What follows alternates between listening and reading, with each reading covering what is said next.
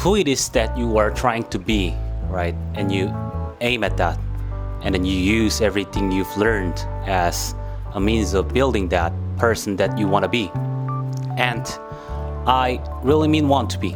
I don't mean should be, even though those things are gonna overlap. So it's important to distinguish between those, because that's partly, and this is back down to the micro routine analysis. So while you're gonna try to make yourself more industrious, so okay, number one, specify your damn goals, because how are you gonna hit something if you don't know what it is? That isn't gonna happen. So I don't want to know when I fail, because that's painful. So I'll keep myself blind about when I fail. That's fine, except you fail all the time then. You just won't know it until you failed so badly that you're done. I would recommend that you don't let that happen. So that's willful blindness. You could have known, but you chose not to.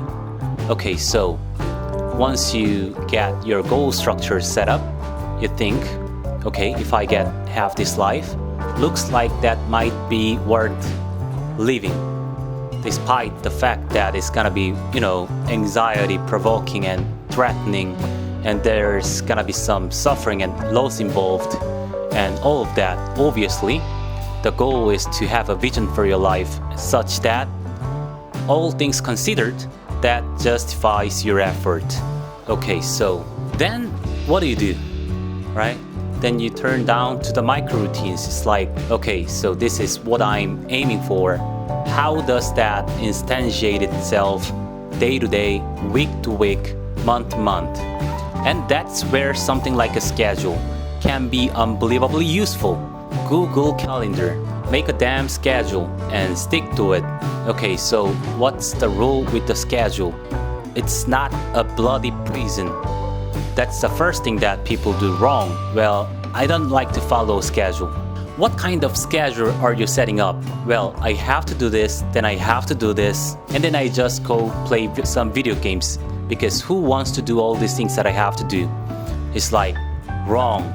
Set the damn schedule up, so then you have the day you want. That's the trick. It's like, okay, I've got tomorrow.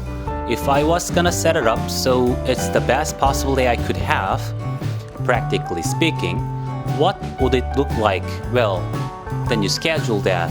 And obviously there's a bit of responsibility that's gonna go along with that, because if you have any sense, one of the things that you're gonna insist upon is that at the end of the day, you're not in worse shape than you were at the beginning of the day, because that's a stupid day. If you have a bunch of these in a row, you just dig yourself a hole and then you just bury yourself in it.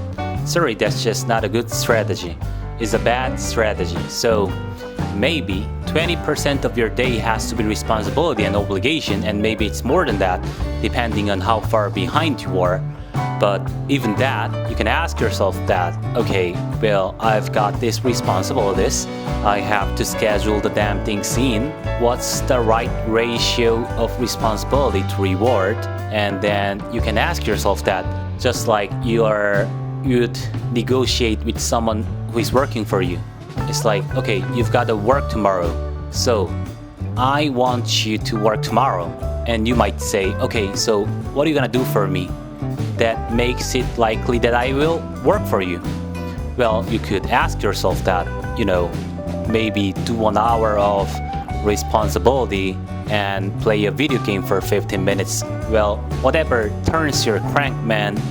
But you have to negotiate with yourself, not tyrannize yourself. Like you're negotiating with someone that you care for, that you'd like to be productive and have a good life. And that's how you make your schedule. And then you look at the day and you think, if I had that day, that'd be good. You're useless and horrible, so you only hit it with about 70% accuracy, but that beats the hell out of zero to plan a life that you'd like to have.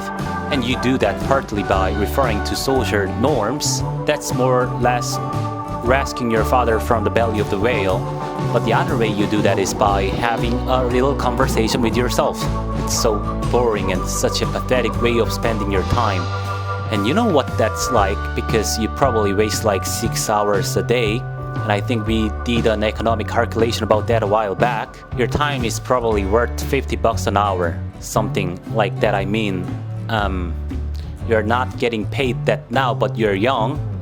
So this is investment time. So what you do now is going to multiply its effects in the future.